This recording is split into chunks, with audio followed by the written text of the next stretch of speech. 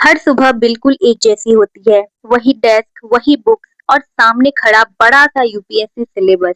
UPSC कोई journey नहीं है, ये एक मैराथन है जो कि discipline, consistency and self confidence पे अटका हुआ है। यह सिर्फ एक एग्जाम नहीं, ये बदलाव की तैयारी है। आज का पढ़ा हुआ हर एक पेज तुम्हें तुम्हारे लबासना के सपने की तरफ ले जाएगा। मूड कैसा भी हो, पढ़ना तो पड़ेगा। क्योंकि यूपीएससी मूड देखकर क्लियर नहीं होता, कंसिस्टेंसी देखकर होता है। मैं सच बताऊं तो मैं जब से अपना यूपीएससी प्रिपरेशन सीरियसली स्टार्ट करी हूँ, तब से मुझे खुद में बहुत ज्यादा ही चेंज दिखने को मिला है। मैं 9-10 बजे उठने वाली लड़की 7 बजे उठ करके अब से पढ़ाई करती हूँ। आई नो 7 बजे भी किसी के लिए बहुत लेट होगा, बट मैं 7 बजे कभी नहीं उठी हूँ। मेरे पिछले व्लॉग्स भी आप लोगों अगर देखोगे तो हमेशा मैं लेट नाइट स्टडी ही करी हूँ। बट मैं अब लेट नाइट स्टडी को थोड़ा इग्नोर करती हूँ, क्योंकि उससे मेरे हेल्थ पे बहुत ज़्यादा ही इफ़ेक्ट पड़ता है। और अब मैं हर एक चीज़ टाइम पे करती हूँ। चलो अब सारे बहाने मैं साइड में रखती हूँ और अब पढ़ने बैठती हूँ, वो भी सीरियसली वाला। तो अभी हम लोग के बैच में बस 2 ही क्लासेस चल रहे हैं, एक ज्योग्राफी का और एक एंशिएंट हिस्ट्री का। तो रात को मैं ज्योग्राफी का लेक्चर देख ली थी और हिस्ट्री का थोड़ा आधा लेक्चर शायद मैं देख के रखी थी, जो कि मैं अभी कंप्लीट करने वाली हूँ और इसका नोट्स भी बनाना है मुझे। मैं सच बताऊँ तो मेरी लाइफ अभी इतनी ज़्यादा हेक्टिक हो चुकी है। मतलब 2 क्लासेस, उसके उन दोनों के नोट्स भी करने होते हैं, फिर डीपीपी, डीएमपी और मेरे जो क्लासेस होते हैं, जो कि मैं स्किल्स के लिए कर रही हूँ अलग से, वो भी मेरे क्लासेस चल रहे हैं, तो उसका भी मेरे को क्लासेस करना होता है। इसीलिए मेरी लाइफ अभी इतनी ज़्यादा हेक्टिक हो चुकी है। मुझे इतना तो पता था कि बहुत ज़्यादा स्ट्रगल होने वाला है यूपीएससी में, बट अब ये से मेरे को सीरियसली यकीन नहीं हो रहा है कि मैं सच बताऊँ तो वैसे एंशिएंट हिस्ट्री तो मेरे मतलब उतना हार्ड नहीं लगा मुझे, बट ज्योग्राफी अब मुझे इतना हार्ड लग रहा है, I can't even tell you. Geography की क्लासेस भाई साहब मैं क्या ही बोलूँ। मतलब एक तो 11th-12th में मेरा ज्योग्राफी था नहीं, इसलिए मुझे पूरा बेसिक से पढ़ना पड़ रहा है और ऐसा लग रहा है कि मुझे कुछ आता ही नहीं है। सीरियसली मेरे को फर्स्ट क्लास में ज्योग्राफी का बहुत इजी लगा, लेकिन उसके बाद धीरे-धीरे अब पता चल रहा है कि मैं कितने पानी में हूँ। मुझे बस ज्योग्राफी का एनसीईआरटी में रीडिंग कर लेती हूँ, लेकिन एंशिएंट हिस्ट्री का मुझे टाइम ही नहीं मिलता है कि मैं रीडिंग करूँ। जो नोट्स मैं लिखती हूँ, हैंड रिटन नोट्स ही बस रिवाइज कर लेती हूँ, बाकी बुक खोलने का मेरे को बिल्कुल भी टाइम नहीं मिलता एंशिएंट हिस्ट्री का। मुझे पहले खुद ही लगता था कि यार ऐसा क्या है यूपीएससी में कि इतना हाइप बना के रखा है सब कोई, एक एग्जाम ही तो है। बट नाउ आई रियलाइज, जब मैंने पूरा का पूरा सिलेबस देखा इसका, भाई आई एम लिटरली शॉक। मतलब इसमें इतने सारे सब्जेक्ट हैं, इतने सारे सब्जेक्ट्स, और उन सब्जेक्ट्स में भी अलग अलग पार्ट्स हैं। मैं किसी को डरा नहीं रही भाई, जो करना चाह रहे हो मैं वेलकम करती हूँ, बट मैं एक रियल बता रही हूँ अपना ओपिनियन।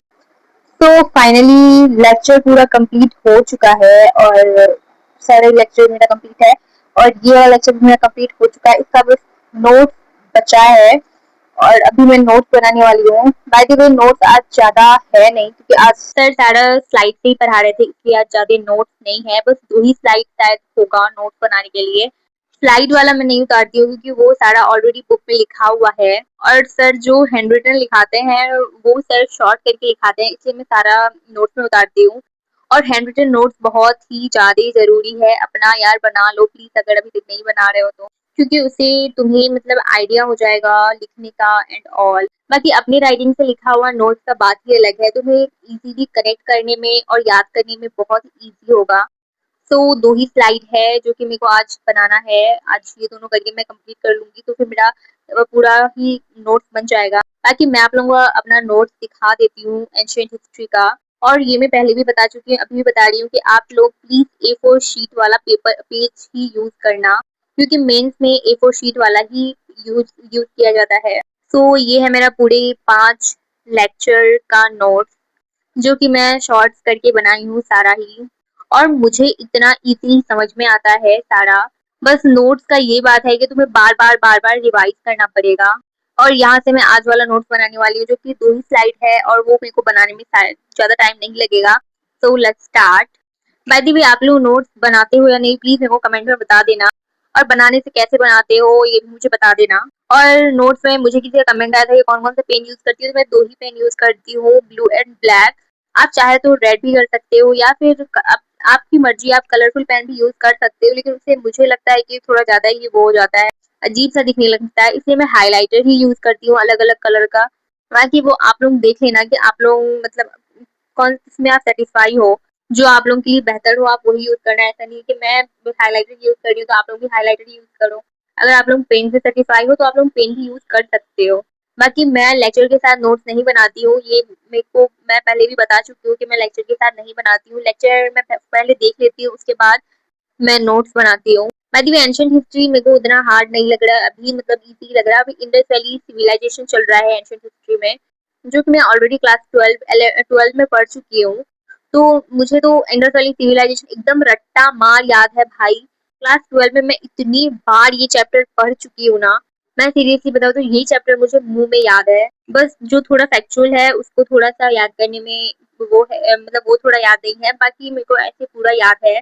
क्लास 12 में जो मैं नोट्स बनाई थी इंडस वैली सिविलाइजेशन का, वो ऑलमोस्ट 8 टू 9 पेज तक गया था। और अभी जो मैं नोट्स बना रही हूँ इंडस वैली सिविलाइजेशन का, वो 2 या 3 पेज में पूरा इंडस वैली सिविलाइजेशन हट गया। मुझे तो पहले देख के यकीन नहीं हुआ कि ये कैसे हो गया, बट उसमें कुछ ज्यादा ही मैं एकदम पता नहीं पूरा बुक ही शायद लिख दी थी या फिर पता नहीं क्या, बट इसमें मैं शॉर्ट करके नोट्स बनाई हूँ। तो फाइनली नोट्स वगैरह बना करके मैं करंट अफेयर्स का क्लास जो था 1 घंटा 20 मिनट का लेक्चर था, तो ये मैं देखने बैठ गई थी, जो मैं रिकॉर्ड करना भूल गई थी। और मैं अभी बता देती हूँ कि ये मैं लेक्चर कर चुकी थी।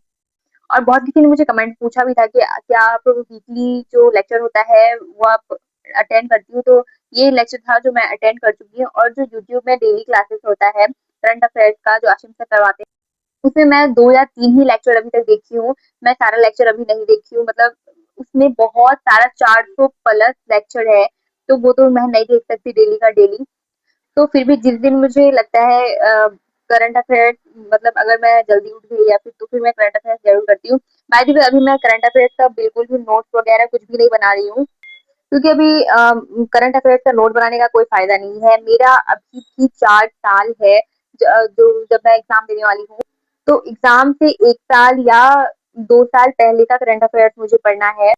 तो अब ये कि मैं बर्डन नहीं, मतलब इतना सारा बहुत बल्कि हो जाएगा नोट्स, और मैं ना ही रिवाइज कर पाऊंगी और ना ही कोई फायदा है ये करके।